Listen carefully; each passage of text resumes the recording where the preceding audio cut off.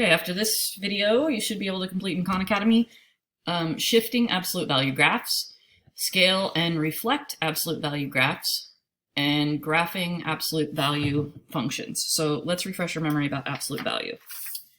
And what would a graph look like? Okay, so let's say we have some function f of x, and it's the absolute value of x.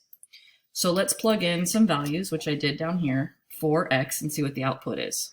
Okay, if I plug in 0, the absolute value of 0 is 0. If I plug in 1, the absolute value of 1 is 1. The absolute value of -1 is also 1.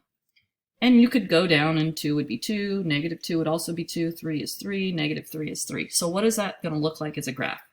Well, we plot 0, 0, 1, 1, -1, 1, 2, 2, -2, 2, 3, 3, -3, 3.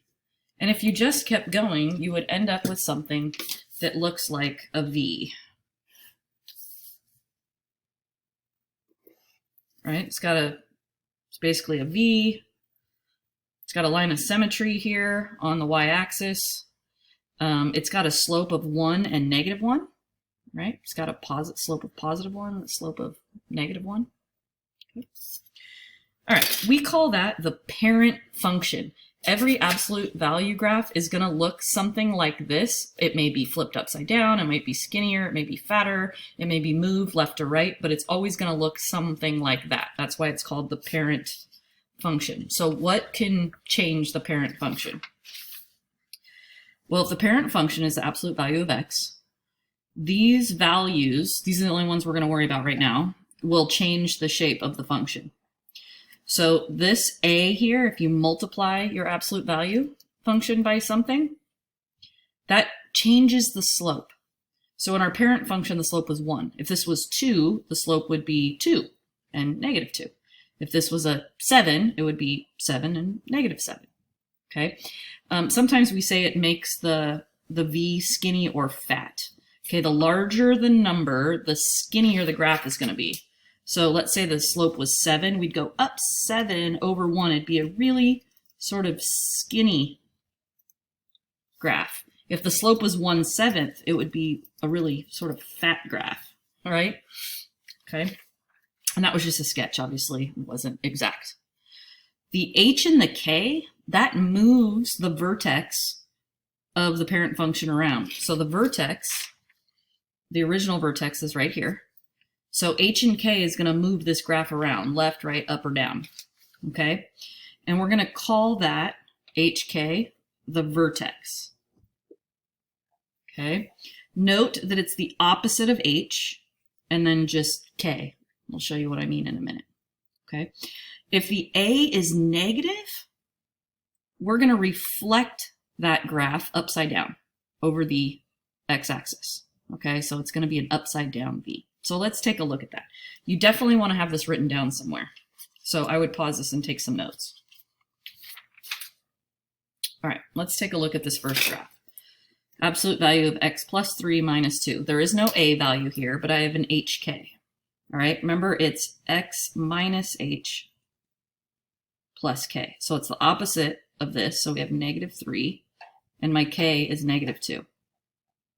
So my vertex is -3, -2, -3, -2. So I'm going to go to -3, -2. There's my new vertex. That's the only thing that's changed for my absolute value graph. My slope is still 1. So I'm still going to go up 1 over 1, up 1 over 1, up 1 over 1, up 1 over 1. And my graph just looks like this.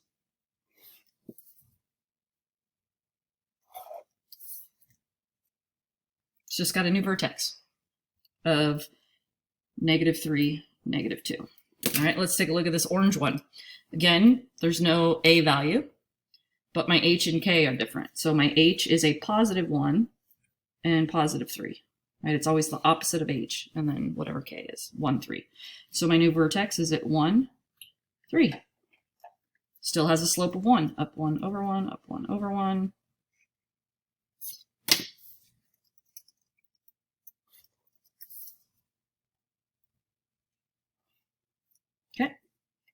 That's the graph of g of x.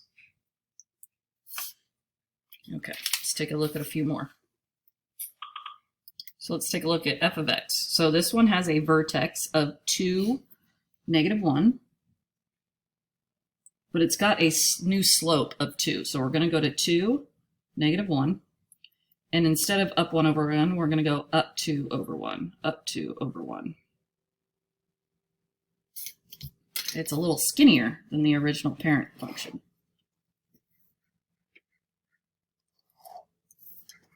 Okay, there's f of x. Now g of x, this one's really tricky. So we're going to have a vertex at -1, 4, and we're going to be upside down with the slope of 3. So we're going to go to -1, 4. Okay, we're going to be upside down. We're going to go down 3 over 1, down 3 over 1, down 3 over 1, down 3 over 1.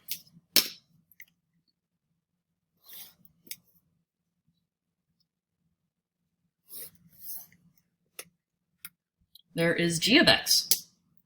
Okay, upside down, slope of 3, vertex of -1, 4. Okay, let's take a look at this pink guy. We have a vertex at -2, -3, and a slope of 2/3. It is not flipped upside down.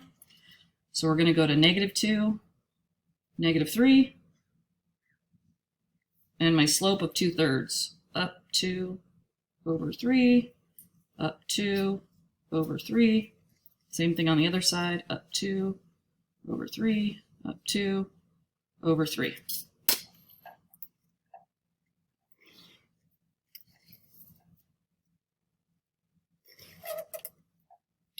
Now, as with any graph, you can check your graph and make sure that it's right. Let's take a look at this pink one here. So this is when x, this point here is 1, -1. So that means when x is 1, y should be -1. So if I plug 1 in here, so I have 2/3, 1 plus 2 minus 3.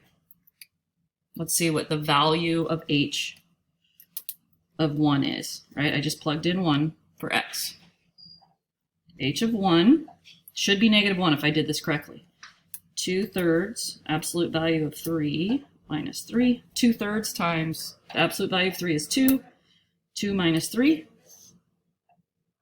is -1. Looks like I graphed this correctly.